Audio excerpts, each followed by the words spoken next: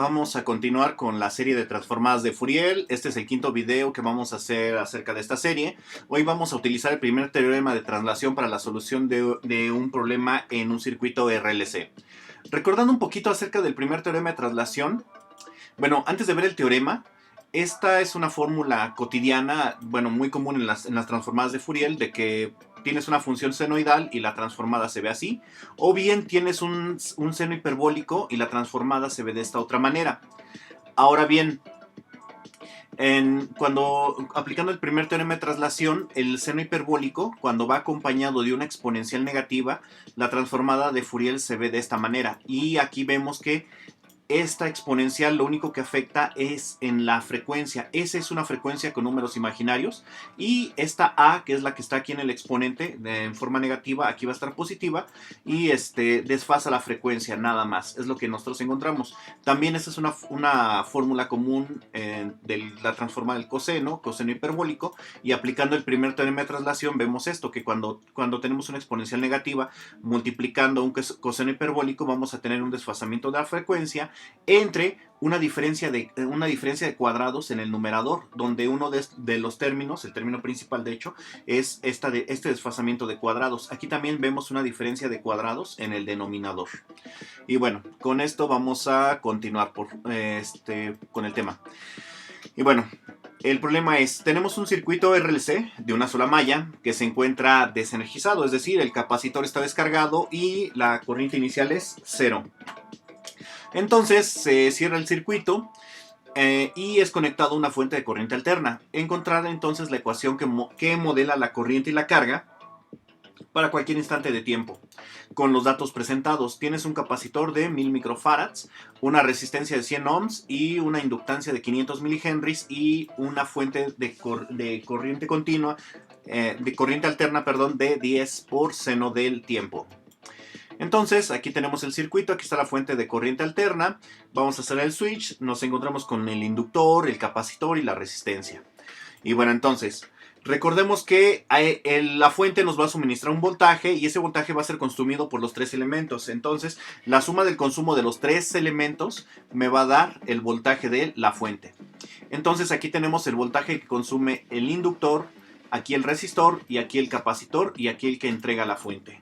Ahora, recordemos que el inductor consume el voltaje de acuerdo a la variación de corriente. El resistor consume el voltaje de acuerdo a la corriente que pasa y el capacitor modula el voltaje de acuerdo a la carga que tenga. Entonces, como tenemos distintos elementos, hay que homogeneizar. Entonces, todo lo vamos a poner en función de la carga para que quede de la siguiente manera. La corriente es la derivada de la carga con respecto al tiempo. Y entonces la derivada de la corriente debe ser la segunda derivada de la carga con respecto al tiempo al cuadrado. Ahora, como tenemos una ecuación cuadrática de segundo grado, entonces vamos a despejar la derivada de orden superior dividiendo entre el coeficiente, que el coeficiente es el valor del inductor. Entonces va a estar dividida la resistencia entre el inductor, el capacitor pues también, pero va a quedar multiplicándolo al capacitor porque está dividiendo, y también a la fuente. Y entonces queda de esta manera, la fuente dividida, el capacitor y el inductor, y aquí ya tenemos coeficiente de 1. Para simplificar un poco la nomenclatura, lo que voy a hacer es que este término como este término es Q, este lo voy a representar como Q' y este otro como Q doble prima, quedando de esta manera. Y bueno, esos son los elementos que tenía, la ecuación quedó simplificada de esta forma, y entonces ya nada más voy a sustituir en la ecuación los elementos que tengo. La resistencia es de 100 ohms, el inductor es de 500 milihenrios, tengo 1000 microfarads, o sea un milifarad de capacitancia y 500, bueno, un 0.5 henries, y aquí tengo de nuevo el 0.5 henries dividiendo a los 10 volts. Entonces, simplificando, 100 entre 0.5 son 200.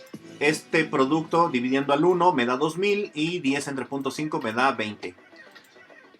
Ahora, paso a transformar. Entonces voy a transformar esta segunda derivada aquí. Este 200 es una constante. Lo voy a sacar de la transformada. Entonces ya nada más voy a transformar la derivada de la carga. Este 2000 también es una constante, lo voy a sacar de la transformada y solamente voy a transformar a la carga. Estos dos números, bueno, el 20 es constante, lo voy a sacar de la transformada y voy a transformar únicamente al seno del tiempo. Para realizar las transformaciones, esto es una segunda derivada, entonces aplico esta fórmula donde este término me va a generar tres términos, donde este es la carga inicial multiplicado por S y este otro que es la derivada va siendo la corriente inicial. Ahora, por otra parte, la derivada de la carga me va a generar todo esto al ser transformada. Entonces aquí tengo S que multiplica a la transformada a la función y aquí tengo la carga inicial. Entonces, sustituyendo un poco, queda de la siguiente manera. Estos tres elementos que me son generados por la fórmula son estos. Estos dos elementos son estos que tengo aquí. Bueno, en realidad son estos dos. Ahí sin contar el 200. Hasta aquí. Bueno, ahí. Son esos dos elementos los que tengo aquí. El 2000 pues queda tal cual y ya nada más la transformada del seno del tiempo es 1 sobre seno cuadrado más 1. Ese es de fórmula directa. De que el seno es 1. Bueno, aquí tengo 1 que multiplica el tiempo, entonces aquí tengo 1 que es dividido entre el tiempo más 1 al cuadrado. Y bueno, entonces ya que hice esta transformación, voy a evaluar los valores iniciales. El problema me dice que la carga inicial y la corriente inicial son 0, entonces las anulo. Aquí también esta carga inicial también se anula y queda un poco más simplificada la expresión. Así queda un poco simplificada. Ahora el factor común es la transformada de la función, que es lo que yo quiero, la transformada de la carga. Entonces voy a tomar factor común de la transformada de la carga que multiplica a S cuadrada, a 200S y al 2000. Quedando de esta manera, S cuadrada, 200S y 2000. Todo esto está multiplicando a la transformada de la carga, entonces lo mando al otro lado, dividiendo. Y como está dividiendo, como esto va a pasar dividiendo, va a pasar multiplicando al denominador, que es S cuadrada más 1. Entonces aquí está S cuadrada más 1 y está siendo ahora multiplicado por este término. Y bueno, entonces, escribiéndolo de otra manera, el 20 que está multiplicando a todo eso queda así. Este 1, que ya lo tenía desde acá, también aquí está. Y aquí está el S cuadrado menos 1 y el otro término que estaba pasando, S cuadrado más 200S más 2000. Ahora, este término, como aquí tengo una multiplicación, como tengo una multiplicación de dos variables distintas aquí en el denominador, entonces esto se debe descomponer en una suma de fracciones. O sea, voy a aplicar el método de fracciones parciales para encontrar las constantes A, B, C y D que me puedan originar un 1 aquí.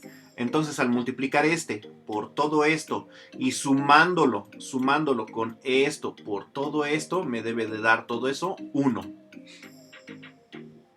Bueno, entonces esta suma en el numerador me tiene que dar 1. Entonces aquí tengo por este denominador, es esta parte, y finalmente por es esta otra parte y me da 1. Entonces realizando el producto tengo AS por S cuadrada me da AS cúbica. El otro término que también me va a dar cubo es este CS por S cuadrada y lo puse también de rojo. El siguiente término que me va a dar un cuadrado es AS por 200S y lo tengo aquí y me da verde. Bueno, lo puse de verde, no da verde, lo puse color verde. Y bueno, el siguiente término es AS por 2000 y ese término nada más tiene una S y lo puse de azul. Ahora, B que multiplica S cuadrada. Aquí está, como también tiene S cuadrada, también está de verde. B por S queda aquí. También es azul. Por que también es término independiente, queda como de color negro. Y así también para este ya dije que era rojo. Por es azul. Y el D por S cuadrada es este término. Y D por 1 aquí. y todo esto me tiene que dar 1. Entonces voy a sumar todas las distintas fracciones. Empezamos con los cubos. Como no tengo ningún término cúbico aquí no queda ninguno que sea cúbico, bueno, tampoco acá, entonces significa que la suma de los cubos me debe de dar 0. Entonces, factor común aquí es el cubo, el s cúbica, y esto es igual a 0, mando el s cúbica dividiendo al 0, esto sigue siendo 0, entonces aquí voy a despejar a c como c menos a. Siguiente, me voy con los lineales, no los cuadrados, con los lineales ahorita. Aquí también, como no tengo ningún término lineal aquí, ningún término s, significa que la suma da 0. Factor común es la s, la mando dividiendo al 0, queda como 0. Y entonces ya nada más sustituyo aquí el valor de que c es igual a menos a. Entonces aquí tengo menos c, eso significa que menos c vale más a. Si aquí lo puse al revés, como que c menos a, entonces menos c debería ser a positivo, pero bueno. Entonces esta a con esta a se suman y 2000 más 1 me da 2001, Odisea del espacio, no, 2001. Y bueno, 200 queda igual. Y bueno, ya tengo otra ecuación para trabajar. Entonces ya tengo que a es igual a menos 200b, que es este término, todo eso entre 2001. Ahí está. Ahora me voy con los términos independientes. Nada más tengo que 2000b menos d me tiene que dar 1. Ese sí no es igual a 0. Entonces, despejando d es igual a 1 menos 2000b. Y bueno, entonces ya ahora sí los términos cuadráticos. El término cuadrático que tengo es aquí 200as cuadrada, bs cuadrada y ds cuadrada. Y como no tengo cuadrados aquí, pues también da 0. Entonces nuevamente el factor común ahí es s cuadrada y paso dividiendo ese cuadrado al 0 y todo eso da 0. Entonces ya nada más queda 200a más b más d me tiene que dar 0. Y eso es con lo que voy a continuar. 200a, b más d me tiene que dar 0. Entonces, utilizo las fórmulas que había llegado antes. Esta y esta. Aquí están. Las sustituyo aquí. Entonces, en vez de esta A, pongo todo lo que vale. Ahí está. En vez de esta D de dedo, pongo todo lo que vale. Y entonces simplifico. 200 por 200 son 40,000. Y nada más. Y nada más. De aquí para acá, lo único que hice fue que pasé el 1 que está sumando, lo pasé restando. Ahí está. Siguiente.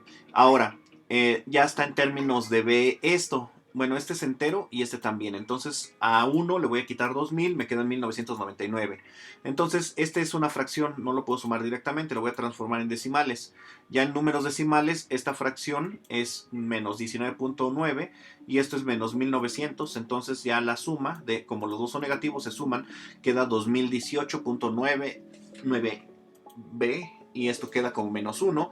Pasando este número dividiendo, entonces la B va a valer, ¿qué? 4 10 milésimas. Bueno, 4.9 10 milésimas. Bueno, entonces yo tengo el valor de B, lo sustituyo en la A que ya tenía, y es eso, y entonces al final la A me vale 4.9 100 milésimas. Y como C valía menos A, entonces también vale 4.9 100 milésimas, pero negativas. La D vale 1 menos 2000B, entonces multiplico 2000 por las 4 10 milésimas y lo resto de 1, y entonces queda el número así. Y bueno, entonces ya tengo los valores de A, B, C, D. Y ya tenía esta fracción, entonces voy a sustituir los valores, cada uno, A más AS más B, queda aquí. CS más D queda acá. Ahora, esta es una suma de fracciones, lo pongo como suma de fracciones. Todavía no, me espero tantitito. Hay un pequeño problema, tengo que deshacerme de esto. Esto no lo puedo trabajar así tal cual, no hay ninguna fórmula para integrar esto directamente. Y sí, es trabajar todavía más. Ya me cansé. Entonces, esto lo tenía que descomponer. Entonces nos vamos a la fórmula del binomio al cuadrado, que genera un trinomio cuadrado perfecto. Entonces esto lo vamos a convertir en un trinomio cuadrado perfecto. Entonces el término que tenemos en medio es 2a que multiplica a x. Eso significa que esto es 2a. 2a vale 200. Eso significa que a vale 100 y es la que voy a poner aquí. Bueno, con lo que voy a construir. Pero necesito el término a cuadrada y a cuadrada vale 10.000 porque es 100 por 100, 10.000. Y lo necesito para completar el trinomio cuadrado perfecto. Eso significa que entonces tengo s cuadrada más 200s más 10.000. Le estoy sumando 10.000 y también le estoy restando 10.000 para que estarle sumando el neutro aditivo, o sea 0. Y este 2.000 pues es el que tenía. Entonces, estos ya es un trinomio cuadrado perfecto, queda expresado como un binomio al cuadrado, que es esta parte, y 10.000 y 2.000 me da menos 8.000, porque este es negativo. Y ahora entonces, esto es una diferencia de cuadrados, y ya nada más lo expreso así, este binomio al cuadrado, menos 8.000 le saco raíz para que quede expresado de esta manera. Y entonces esto ya queda como una diferencia de cuadrados y ya puedo utilizar las fórmulas de seno hiperbólico y coseno hiperbólico que les recuerdo que era con una diferencia de cuadrados. Y bueno, entonces esta es la fracción que tenía originalmente más, más esta parte, ya tenía esta parte, entonces el trinomio que tengo aquí lo factoricé en una diferencia de cuadrados, quedando de esta manera. Ahora, ya que está de esta forma, lo que voy a hacer, bueno, aquí nada más voy a multiplicar todo esto por 20. 20 por esto, y por esto, y por esto. Entonces, 20 por esto me da esto, este por el 20 me da aquí, este por el 20 me da este, y este por el 20 me dio este número. Y bueno, entonces ya nada más lo que voy a hacer es que factorizo para que pueda hacer una antitransformación directa. Entonces esto es constante, lo saco multiplicando a s sobre s menos 1 y esto ya se retrotransforma directamente. También aquí lo saco multiplicando, aquí está mal escrito, perdón, esto es un 1. Y bueno, entonces ahora lo que necesito es dejar a la s solita como aquí. Entonces todo el coeficiente lo saco como factor común, o sea que voy a sacar como factor común esto, que es casi una milésima. Entonces lo saco con factor común, ya me queda la s con coeficiente 1, como aquí. Y ahora este otro término pues, se va a aparecer esta parte. Pero entonces, ¿cómo llegué de aquí para acá? Bueno, pues nuevamente para sacar factor común, de aquí para acá multipliqué por 20, perdón. De aquí para acá, este término lo dividí entre esto para que se esté multiplicando aquí. Entonces voy a completar también aquí un trinomio. No voy a completar nada más voy a completar este elemento que tengo abajo, que tengo aquí, lo voy a completar aquí. Para completarlo, bueno, lo que hice fue dividir esto entre una milésima y pues aumenta casi 1000 veces, De hecho es menos de una milésima, por eso aumentó poquitito más de 1000 veces. Entonces, para completar esto, significa que a este número absoluto le voy a sumar una décima, una centésima, pero ya transformado con las milésimas que tengo aquí, pues se ve más aumentado, pero eso significa que entonces este 189 lo voy a descomponer en 100, y en 89, no es cierto, en 100 y en 289, porque este es positivo. Necesito que este también sea más 100. Entonces, este es el número, hasta aquí es la que tenía en la página anterior. Entonces, de aquí saco un 100 positivo y un 289 negativo para que la suma de este más este me dé menos 189. Ahora sí, este elemento es idéntico al que tengo aquí. Y entonces esto lo saco como factor aquí y ya está multiplicándose por estos 9.910 milésimas. Y este 9.9 también me va a multiplicar al 289.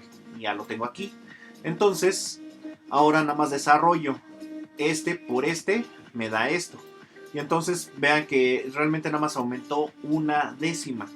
Nuestro valor original, el que teníamos aquí era 0.18 y aquí tenemos 0.28. Nada más aumenté una décima para completar aquí este factor, que es el mismo que tengo aquí abajo. Y bueno, entonces, hecho esto, este número lo redondeé aquí a punto 3 para fines de espacio, porque ya tampoco cabía. Bueno, de hecho aquí lo redondeé a una milésima y lo saqué aquí como factor común. De hecho estos también los redondeé para que ocuparan menos espacio. Y bueno, entonces este factor ya quedó aquí y abajo quedó la diferencia de cuadrados. Este factor lo saco multiplicando y ya quedó un 1 aquí y la diferencia de cuadrados. Y ahora sí, ya está todo listo para retrotransformar o antitransformar. Entonces, antitransformo todo lo que está entre los corchetes para que sea, y ya nada más pongo aquí el símbolo de la antitransformada. Esto es la transformada, al pasar del otro lado pasa como antitransformada. Y aquí pongo la antitransformada en cada uno de los términos que puse en el corchete para identificación más simple. Y voy a utilizar las fórmulas de seno, coseno y las que vienen derivadas de la primera ley, que es desfasamiento de la frecuencia. Y bueno, entonces aquí vemos que S sobre S cuadrada menos 1 corresponde a el coseno. 1 menos S cuadrada menos 1 corresponde al seno. Entre este mismo factor, una diferencia, corresponde a el coseno hiperbólico por la exponencial. Y ese mismo, pero sin el factor de arriba, que cuando nada más tengo un 1, corresponde al seno hiperbólico por la exponencial. Quedando de esta manera, entonces, este primer término era el coseno, este es el seno hiperbólico por exponencial hiperbólica, y este es coseno hiperbólico, este es el seno hiperbólico y queda aquí. Y entonces estos términos, el una milésima está aquí, el una centésima está acá, otra milésima está aquí de nuevo, este punto 3 lo puse aquí de nuevo, y entonces según la fórmula este 100 tiene que estar en el exponente aquí, y este 89 va dentro del argumento acompañando al ángulo que va siendo el tiempo. Y lo mismo pasa para el seno. Y bueno, entonces ya tengo todos los elementos. Esta es la fórmula. Bueno, esta es la fórmula que me predice cómo se comporta la carga.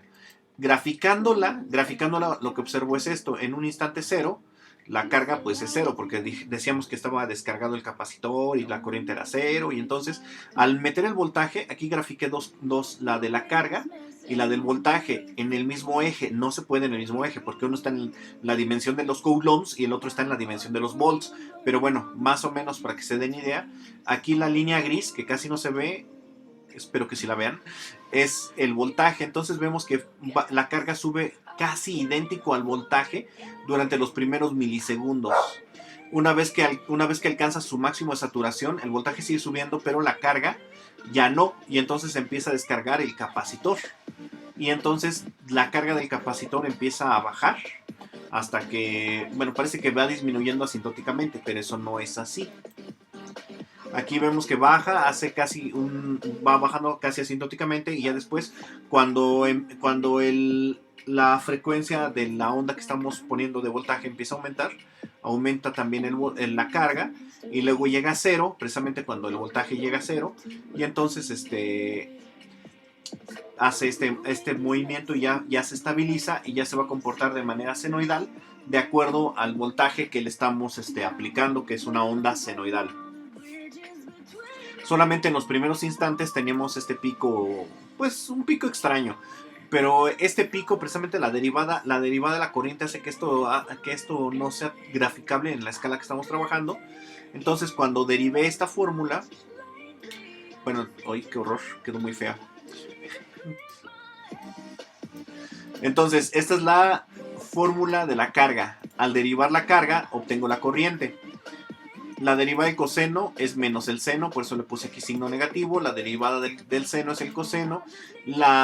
Aquí menos, por menos daba más, pero la derivada del coseno es seno negativo, entonces por eso volvió a quedar negativo. Y la derivada del seno es el coseno. Y entonces 100 baja multiplicando, 100 negativo baja multiplicando y queda negativo. Y entonces esta es la corriente. Entonces esta es la gráfica de la corriente. Les digo que en los primeros instantes, antes de que se estabilice, la corriente está medio feita, no la pude graficar en los primeros instantes, pero una vez que alcanza ya su máximo, que es lo que estamos viendo aquí, que se va estabilizando la corriente, ya se comporta senoidalmente de acuerdo a la de acuerdo a la onda senoidal que se le está aplicando. Ahora, noten esto, aquí la carga, se aprecia más aquí la carga vale 0, y aquí también. Eso significa que cuando la carga vale 0, la corriente debe ser máxima. Y cuando la carga es máxima, la corriente debe ser mínima. Y es lo que vemos aquí. Aquí la corriente es 0, entonces la carga es máxima. Aquí también la corriente es 0, también la carga es máxima. Y cuando la carga es mínima, la corriente es 0. También aquí la corriente, bueno, aquí también está el máximo, la corriente es 0. Entonces, de hecho, precisamente estas pendientes hacían que esto se exagera, no lo pude graficar bien. Y bueno, entonces es así como tengo las dos ecuaciones, la de la corriente y la de la carga. Y bueno, ese es su significado. Entonces vemos cómo las fórmulas obtenidas por el primer teorema de traslación nos facilitan mucho la retrotransformación. Y bueno, eso es todo por el momento. Muchas gracias. Hasta la próxima.